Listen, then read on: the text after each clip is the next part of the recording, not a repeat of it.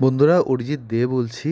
আজকে impact of Middle East war or Nifty এটা নিয়ে আলোচনা করব। আজকে 2/10/2024। প্রথমেই বলি কি কি ইম্প্যাক্ট হতে পারে।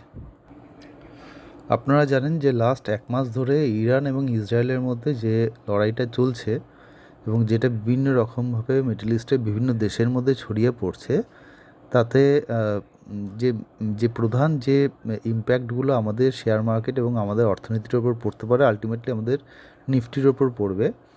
তার মোটামুটি 3টে বা 4টে মেজর পয়েন্ট আছে, যেগুলো নিয়ে আজকে ডিসকাশন করবো, একটা ছোট ডিসকাশন।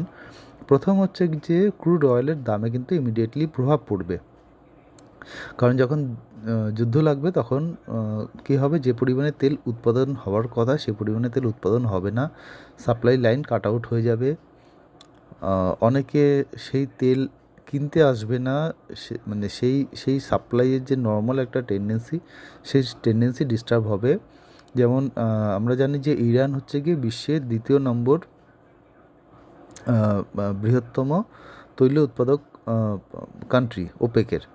তো সুতরাং ইরানের যদি তেলের সাপ্লাই কিংবা তেলের উৎপাদনের উপর প্রভাব পড়ে, তাহলে ন্যাচারালি কিন্তু অল ওভার ওয়ার্ল্ডেই সেই তেলের সাপ্লাই কমে যাবে এবং আলটিমেটলি তেলের দাম বাড়বে। সুতরাং এই সাপ্লাই কমে যাবে এবং তেলের দাম বেড়ে যাওয়ার ফলে আমাদেরকে অনেক বেশি দাম দিয়ে তেল কিনতে হবে। এবং আমরা জানি যে তেলের দামের সাথে কিন্তু শেয়ার মার্কেট হচ্ছে ইনভার্সলি প্রপোর্শনের। যত তেলের দাম বাড়ে, মার্কেট কিন্তু তত সেটাকে নেগেটিভলি নেয়, সুতরাং তার গেইন কমে যায়। সেই প্রভাব কিন্তু আমরা খানিকটা হলেও শর্ট টার্ম লেভেল হলেও কিন্তু দেখতে পাবো। 2 নম্বর হচ্ছে গিয়ে আমাদের যখনই তেলের দাম বাড়ে, তখন কি হয়, আমাদের ফরেন রিজার্ভ থেকে অনেক বেশি ডলার দিয়ে আমাদের সেই এক্সট্রা ডলারটা আমাদের ফরেন রিজার্ভ থেকে বেরিয়ে যায়। ফলে আমাদের ফরেন রিজার্ভ যে ফান্ড আছে, সে ফান্ড কিন্তু আস্তে আস্তে কমতে থাকে। এবং এই কমার সাথে কিন্তু রুপির এবং ডলারের যে দামের রেশিও, সেটা হচ্ছে গিয়ে ডিরেক্টলি প্রপোর্শনেট। সুতরাং যখনই আমাদের ফরেন রিজার্ভ কমে যাবে, তখনই কিন্তু রুপি টু ডলার কিন্তু হচ্ছে আস্তে আস্তে বাড়তে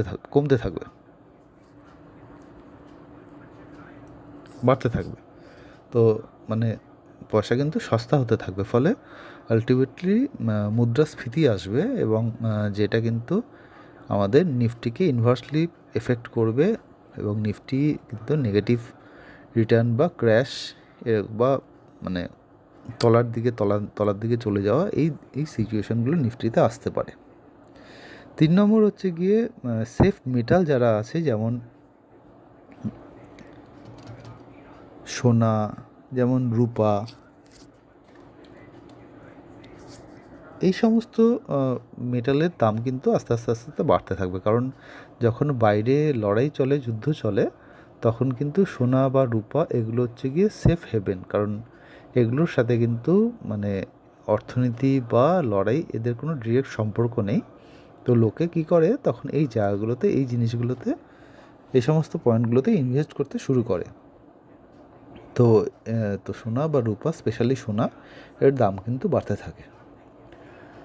4 নম্বর হচ্ছে গিয়ে ভোলাটিলিটি মার্কেটে বাড়বে, মার্কেট অনেক অশান্ত হয়ে উঠবে এবং সেটাকে আমাকে বুঝে কিন্তু সেই মার্কেটে সেরকমভাবে নিফটিকে সেরকমভাবেই দেখতে হবে যে মার্কেটে কিন্তু ভোলাটিলিটি অনেক বেড়ে যাবে। তো এর স্ট্র্যাটেজি কী হতে পারে, মেনলি 4টে বা 5টা স্ট্র্যাটেজি আমরা বলবো আর নিয়ে আলোচনা করব। কারণ যুদ্ধের সময় যারা ইনভেস্টার আছে, তারা ভয় পায় এবং তারা মার্কেট থেকে পয়সা তুলে নিতে চায়, যে একটা সেফ পয়সা রেখে দেবো, সেটা আবার যখন মার্কেট শান্ত হবে তখন আবার মার্কেটে ইনভেস্ট করব।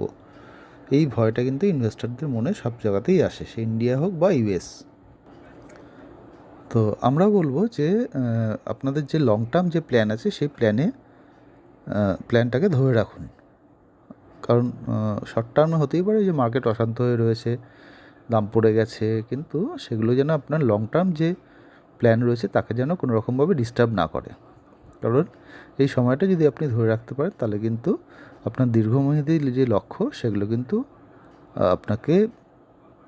আপনাকে সেই লক্ষ্যে নিয়ে যাওয়ার জন্য কিন্তু বিভিন্ন রকমভাবে আপনাকে হেল্প করবে, যদি আপনি এই শর্ট টার্মে যে সমস্যা অসুবিধাগুলো আছে সেই জায়গাগুলোতে যদি আপনি নিজেকে স্ট্রং রাখেন এবং সেই লক্ষ্যের দিকে যদি ফোকাস থাকেন।